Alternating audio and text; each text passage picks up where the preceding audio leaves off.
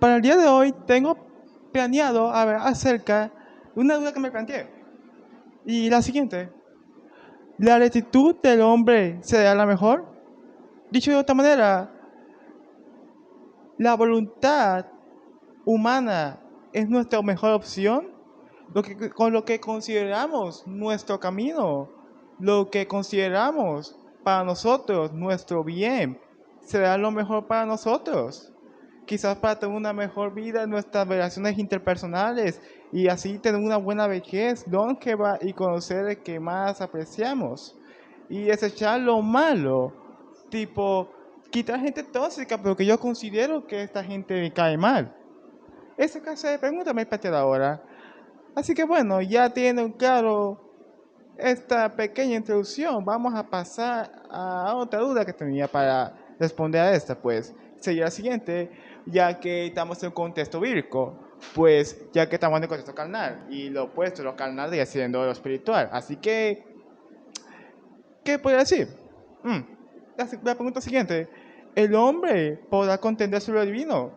Y bueno, para esto tengo el libro de Eclesiastés, capítulo 7, versículo 14, que dice lo siguiente: en el día del bien goza del bien y el día del mal considera. Dios también hizo esto delante del otro, porque el hombre no haya nada tras de él. Bueno, ya con esto el hombre no es omnisciente, no tiene control del 100% de las cosas que ocurren. Lo que ocurre con la ciencia y tecnología que tenemos últimamente es tratar de incrementar esas posibilidades de tener nuestros mejores metas objetivos, tipo incrementar el chance de vida, incrementar la oportunidad social. Todo pasa en tener esa teoría de mejorar, pero nunca se llegará a esa tal perfección o esa tal omnisciencia o saber todo realmente lo que ocurre. Ni la ciencia ha podido realmente conocer con cierta certeza lo que es nuestra mejor opción. Solo tenemos lo que será que está construyendo consecutivamente a través de la evolución. Porque el conocimiento científico no se construye de un momento para mañana, ha sido un proceso. Pero en ese proceso aún así no se llega a la perfección como se llega a hacer el divino. También tengo otra parte. El que está en el capítulo 7, versículo 20, que es lo siguiente: ciertamente no hay hombre justo en la tierra, que haga bien y nunca peque. Aquí no hay mucha vuelta, no hay mucho que decir. Pero se puede decir es que el hombre no es perfecto, básicamente. No tiene respuesta certeza. El que está en el capítulo 7, versículo 29.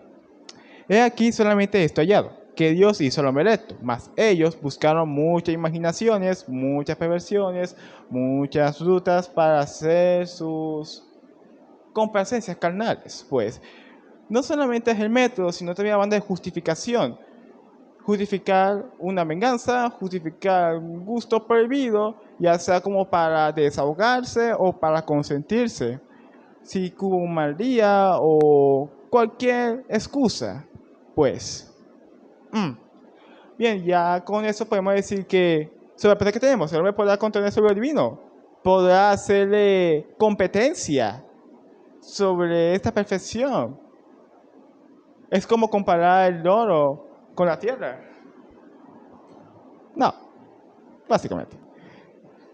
La siguiente pregunta que me planteé para este tema vendría siendo: ya que el hombre por sí mismo no puede llegar a la perfección, entonces, ¿cómo debe hacer el hombre para llegar a esa perfección divina? Para eso tengo el libro de 1 Juan, capítulo 1, versículo 7, que es lo siguiente: mas si andamos en luz, como Él está en luz, tenemos comunión entre nosotros. Aquí está hablando de Jesucristo, pues. Y la sangre de Jesucristo, su Hijo, nos limpia de todo pecado. Bien, pues si nos hacemos llamar cristianos, no solamente vamos a estar pensando en Dios, rezar, ayunar, está bien eso, pero esas acciones o esa fe, ese amor, también se va a reflejar en nuestra forma de ser, siendo más adaptado a una sociedad. Me refiero a que somos más empáticos con nuestro prójimo, no siendo antipático, no siendo cerrado, no pensar mal del otro, no tirarle odio al prójimo. Extender la mano al pobre y ayudar y darle un abrazo al que esté triste. Como recuerden el mandamiento más importante que nos dio Dios, que siempre se repite, incluso hasta el mandamiento de Moisés, que dice, amar al prójimo como si amarais a nosotros mismos. Así que bien, pasemos a lo siguiente, para referencia a esto, pregunta. Primera de Juan, capítulo 2, versículo 1 y 9. Hijitos míos, estas cosas escribo para que no pequéis. Y si alguno hubiere pecado, abogado tenemos para con el Padre, a Jesucristo el justo. Y Él es la propiciación por nuestros pecados. Y no solamente por los nuestros, sino también por los de todo el mundo. Pues, ya que el hombre se puede tropezar con cualquier piedra, con cualquier momento de ira o resentimiento con alguien, pues esta divinidad, este camino nos proporciona una ayuda. Además de darnos nuestras enseñanzas, que es la palabra, también nos da un abogado, un defensor. No para justificar o dejar pasar nuestros actos de libertinaje, sino para limpiar nuestros pecados, que vendría siendo la tendencia a errar, a equivocar, a fallar el blanco. Pues, eso es. Todos nos equivocamos, pero los cristianos y los no cristianos se diferencian la tendencia. Los que no son cristianos tienden a pecar. Típico, pornografía, tomar, pelear, todo de la manera consciente y planeada. En cambio, un cristiano puede pasar, pero puede ocurrir de forma accidental o no planeada. También tengo otro. Primera de Juan, capítulo 2, versículo 6. El que dice que está con Él, o sea, Cristo, debe andar como Él anduvo. ¿Y cómo anduvo Cristo? Ayudando al prójimo, dándole la mano. Pero claro, no podemos hacer milagros, no podemos resucitar muertos, no podemos hacer agua en vino, no podemos quitar cualquier clase de enfermedad. No, pero sí le dio la mano, básicamente. Ayudar al resto. Era bueno con la humanidad. También tengo otro. Primera de Juan, capítulo 2, versículo 9. Dice, el que dice que está en luz y aborrece a su hermano, el tal aún está en tinieblas todavía. La luz es la verdad, y la verdad está en el amor. Y en el amor queremos lo mejor para nuestro prójimo. Y si no estamos en la verdad, estamos en la mentira, y en la mentira vamos a tender a despreciar al resto de personas. Siguiente referencia bíblica. Segunda de Juan, capítulo 1, versículos 5 y 6. No como escribiéndote un nuevo mandamiento, sino aquel que nosotros hemos tenido desde el principio, que nos amemos unos a otros. Y este es amor, que andemos según sus mandamientos. Este mandamiento, que andéis en él como vosotros habéis oído desde el principio. Con lo que dije anteriormente. Amor. Otra referencia bíblica. Tercera de Juan, capítulo 1, versículo 11.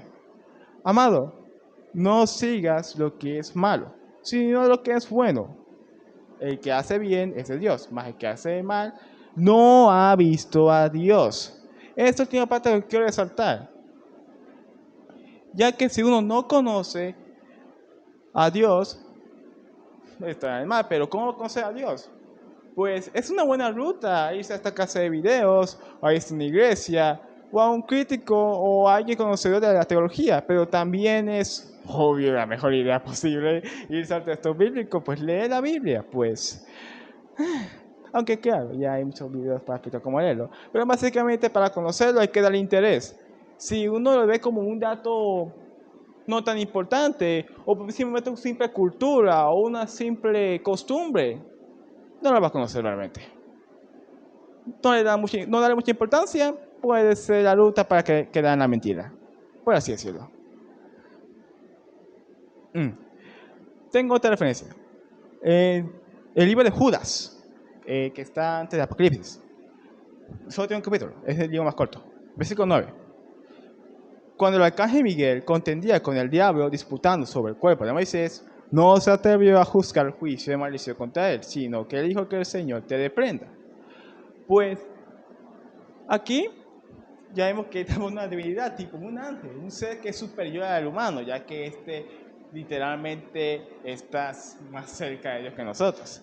Sin embargo, aunque esté en ese estado, no prefirió juzgar o tener el control sobre el adversario, pues se lo dejó a Dios, que le dijo, pues, che, que Dios te reprenda, pues. No le puso mano, sino dejó la voluntad de Dios. Así mismo que hacemos nosotros también. Nosotros, pues, no tenemos que andar diciendo, vamos a pisar la cabeza a Satanás, vamos a sacar a los demonios así, porque eso es brujería, y saca su aceite, agua bendita, como quieran llamarle, y pum, empieza a pelear contra los demonios. Y eso no nos dice la Biblia que tenemos que hacer eso, solamente tenemos que amarnos y dar testimonio del Evangelio, que Dios se murió por nosotros por su amor a la humanidad. Y también hay uno que me gustó bastante, y lo puse aquí. Proverbios capítulo 1, versículo 10. Hijo mío, si los pecadores te quisieran engañar, no consientas, no asientas, no les dejes espacio para estar contigo. Tipo, está bien que tenemos que ser respetuosos con el resto, pero eso no significa que tenemos que aceptar todas las ideas de todos. Hay gente que considera que robar está bien y lo justifica con cualquier ejemplo o cualquier filosofía, teología o no teología. Bueno, en fin, cualquier clase de razón, pues. Y esa clase de personas es muy difícil cambiar de idea. Solamente hay que hacer testimonio y si no acepta o no hace el cambio, ni modo, no hay que darse mala vida. Y ya que a veces cae estas personas a que no pueden consentir con la divinidad y quieren permanecer en su filosofía, vamos a decir así, como no sea un conocimiento, sino un razonamiento dado por su propia voluntad a través de las experiencias o saberes previos, pues también hay que preguntarse, ¿quiénes son estos engañadores del pecado?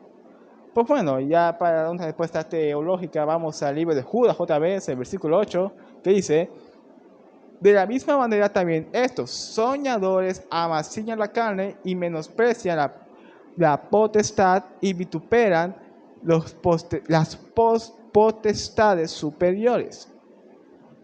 Pues esta clase de gente justifica el libertinaje de uno.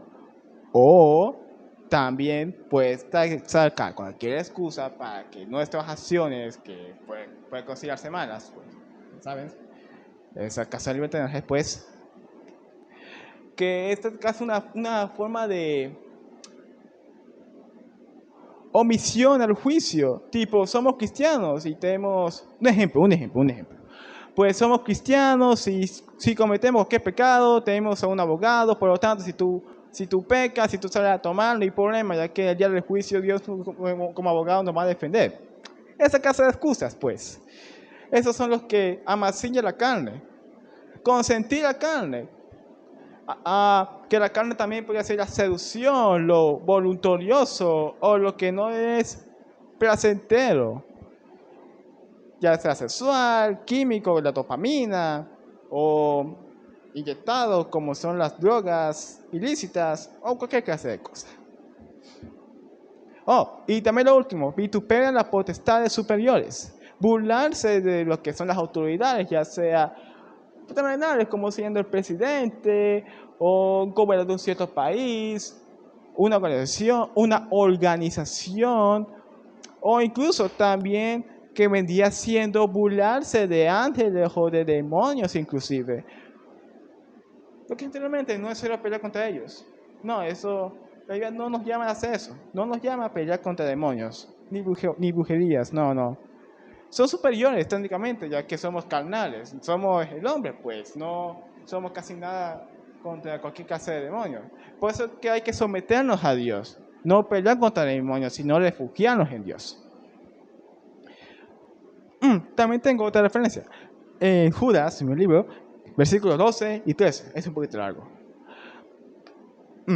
Estas son manchas en vuestro agape, afecto, dicho de otra forma, que paquetean juntamente, apacentándose a sí mismo, sin temor alguno.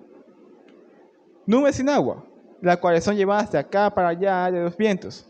Árboles marchitos como un otoño sin frutos, 2 veces muertos y desarraigados. Fieras ondas de la mar que espuman sus mismas abominaciones. Estrellas erráticas a las cuales es reservada eternamente la oscuridad de las tinieblas. Pues aquí ya entraría que siendo un refrán muy simplista que mira siendo lo que importa más es la acción, más importante que el hablar. Básicamente, pues aquí nos está hablando de que lo que se dice tiene que dar fruto a nuestras acciones. Pues, por eso que me gusta, mi favorita término para esto vendría siendo nube sin agua, porque cuando uno ve una nube espesa y gris en el cielo, uno espera que va a llover, que caiga agua, que le dé agua a los animales, que dé agua a los cultivos, que no haya sequía en las tierras, pues. Pero si estas nubes no hay agua, es inútil. Es como la palabra sin acción, es inútil.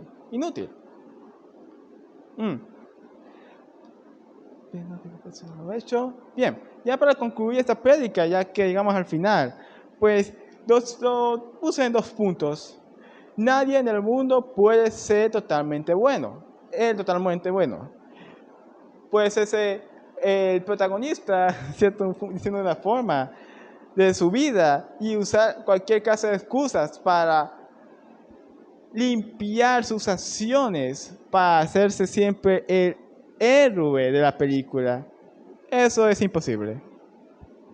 Y lo último vendría siendo, no se debe poner nuestra voluntad sobre la última palabra de Dios. El mañana no está en nuestras manos. Pues, sí, hay que recuerdo. En Proverbios hay una buena explicación para eso, pero no la necesité, mi error. Pero básicamente iba de que el hombre el hombre se juega las cartas. Por decirlo de una forma, que no lo tengo exactamente. Pero la victoria la da Dios. Con esto se concluye.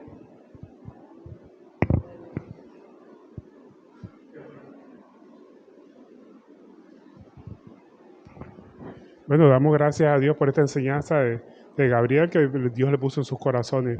Lo importante es que cuando nosotros llegamos a Cristo queremos cambiar, queremos que Dios nos quite las cosas malas que tenemos en nuestra vida, pero como si fuera una obra mágica, ¿no? Dios no trabaja con magia, Dios trabaja de una forma que Él ya previamente establecido. ¿Cuál es la forma de Dios para que nosotros cambiemos? Que lo conozcamos a Cristo conforme a la Escritura. Pero cuando conocemos a Cristo conforme a la Escritura, hay un problema. Nos encontramos con la ley de Dios. La ley de Dios te dice, no robarás, no matarás, y te dice una cantidad de cosas que debes cumplir. Pero nosotros decimos, si estamos empapados en el pecado, es muy difícil que las cumplamos. Y nos frustramos porque no podemos dejarlas de hacer. Amarás a Dios sobre todas las cosas y a tu prójimo como a ti mismo. Entonces, ¿cómo voy a amar yo a esa persona que me ha hecho la vida de cuadrito? Entonces, nos enfrentamos a una contradicción entre cómo hago para obedecer la ley de Dios. Resulta que la ley de Dios es difícil obedecerla a nuestra manera, solamente con la ayuda de Cristo. Por eso Cristo dijo, sin mí nada podéis hacer, ni siquiera lo podemos obedecer a Él. Entonces, ¿qué tenemos que hacer nosotros para obedecer a Dios? Sencillo, simplemente reconocer que somos pecadores. Y ahí es donde está el problema. Si nosotros no reconocemos que somos pecadores, no podemos hacer nada. El apóstol Pablo, a pesar de ser apóstol, ya caminando en el apostolado, predicando la palabra de Dios, dijo, yo soy pecador. Jesucristo vino por pecadores, de los cuales yo soy el primero. Entonces, cuando nosotros reconocemos que somos pecadores, que tenemos la voluntad contaminada, que solamente hacemos lo malo, empezamos a buscar un Salvador. Y el Salvador es Cristo. Y es cuando aparece Cristo como nuestro Salvador. ¿Y cómo nos salva Cristo? Cuando nosotros ponemos nuestra voluntad a los pies de Cristo, lo obedecemos a Él. Lo obedecemos a pesar de lo que nosotros podamos estar pensando. Y solamente Él es el que nos puede ayudar a salir de nuestro estado de postración, de nuestro estado calamitoso, de ese estado en que nos encontramos. Porque el estado en que nosotros nos encontramos ahora mismo, en un momento dado, se debe a nuestras propias decisiones, a nuestras malas decisiones que hemos tomado. Cuando empezamos a seguir el camino que Cristo ha trazado, empezamos que todo empieza a fluir. Y es difícil el camino cristiano en un principio. ¿Por qué es difícil? Porque no tenemos la guía del Espíritu Santo. Pero cuando el Espíritu Santo llega a nuestra vida, es decir, cuando conocemos a Cristo, conforme a las Escrituras, llega Cristo a nuestro corazón y ese Espíritu Santo es el que nos va a dar aliento, nos va dando fuerza para obedecer la palabra de Dios. Y cuando obedecemos su palabra antes de nuestras propias decisiones, empezamos a ver que todo empieza a cambiar. Todo empieza a surgir y empezamos a ver la paz que Cristo nos ofrece, esa paz que sobrepasa todo entendimiento, pero solamente con su ayuda. Sin Él no podemos hacer nada, ni siquiera podemos obedecerle a Él. Mucho menos podemos dejar de hacer las cosas que nos agradan, que le agrada a la carne, solamente obedeciéndolo a Él. Entonces pongamos nuestra voluntad a los pies de Él. Y la única forma de poner la voluntad a los pies de Él es conocerlo como dice las Escrituras, reconocer que sin Él no podemos hacer nada y que solamente Él nos puede ayudar a salir del estado de postración en que estemos. Hay veces nosotros nos ponemos condiciones como no hacer determinadas cosas. Y si nosotros nos partimos de ese hecho de no hacer determinadas cosas que son malas, pues podríamos decir que son buenos, pero no sirven nada contra los designios de la carne. Decir, no voy a robar, una persona que está acostumbrada a robar, o no voy a tomar licor, una persona que está acostumbrada a tomar licor. Es difícil que deje de tomar licor con su propia voluntad. Solamente cuando empezamos a obedecer la palabra de Dios, cuando sometemos nuestras decisiones a los pies de Cristo, es también como perdonar. Es muy difícil para una persona dejar de odiar a alguien que le ha hecho mal. La palabra de Dios nos dice que si nosotros no perdonamos a las personas que nos han ofendido, Dios nos perdonará a nosotros. Y es difícil dejar de odiar a alguien con nuestra propia fuerza. No podemos, solamente con el poder de Dios. Y también la Biblia nos dice que si nosotros no perdonamos a los que nos han ofendido, Él no nos perdonará a nosotros nuestras ofensas a Él, porque desde que nosotros nacimos estamos ofendiéndolo a Él. Nosotros somos pecadores de nacimiento. Tenemos una naturaleza pecadora innata. Todos la tenemos, inclusive hasta los que estamos caminando en el camino cristiano. Tenemos esa condición pecadora, pero la dominamos con el poder del Espíritu Santo. Esa es la diferencia entre un cristiano y una persona que no es cristiana. El cristiano peca porque le gusta pecar y sale y se prepara a pecar, mientras que el cristiano puede pecar, pero involuntariamente. De pronto, un momento dado se dejó llevar por la ira y dijo algo que ofendió a otra persona. Y entonces la Biblia nos dice que si alguno ha pecado, y se está hablando de cristianos, abogado tenemos para con Cristo Jesús, nuestro Padre, nuestro intercesor ante el Padre Celestial. Entonces, la única forma de encontrar esa paz que Cristo nos ofrece es conociéndole a Él conforme a la Escritura. Y eso es lo que enseñamos aquí. Enseñamos a Cristo como dice la palabra de Dios para que podamos obedecerle. Entonces, la única forma que nosotros cambiamos es conociendo a Cristo. Entonces, los invitamos a que conozcan a Cristo, a que le abran el corazón a Cristo, que solamente Cristo es el que nos puede dar esa paz que todos estamos buscando. Porque al final lo que estamos buscando es eso, que estamos buscando paz. Muchas personas a veces quieren dejar las cosas materiales, pero con tal de tener la paz que solamente Cristo nos puede dar. Entonces, la invitación es que abran su corazón a Cristo, que lo reciban en su corazón como su Salvador. Pero hay una condición, que para reconocer a Cristo como Salvador, tenemos que reconocer que somos pecadores innatos, que solamente sabemos hacer el mal. Y que solamente cuando reconocemos que somos pecadores y que solamente sabemos hacer el mal es cuando Cristo llega a nuestra vida como nuestro Salvador. Y su poder a través del Espíritu Santo nos dará la fortaleza para no volver a sucumbir ante nuestras malas decisiones que nos han llevado a ese estado de postración en que nos encontremos. Amén.